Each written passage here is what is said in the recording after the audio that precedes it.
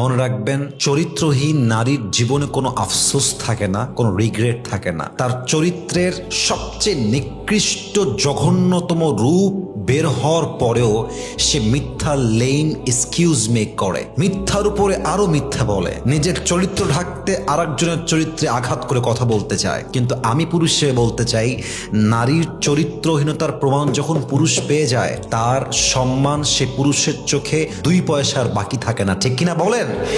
তখন পুরুষ সেই নারীকে রাস্তার 10টা মেয়ের মতো সস্তা মেয়ে মনে করে।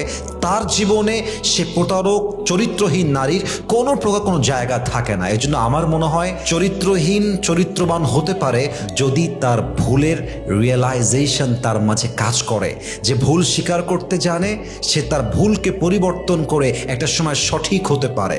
আর যে তার ভুল করেও ভুলকে স্বীকার করতে চায় না, তার জীবনে কখনো ভালো মানুষ হওয়ার মতো গুণটা সে অর্জন করতে পারে না, ঠিক কিনা বলে?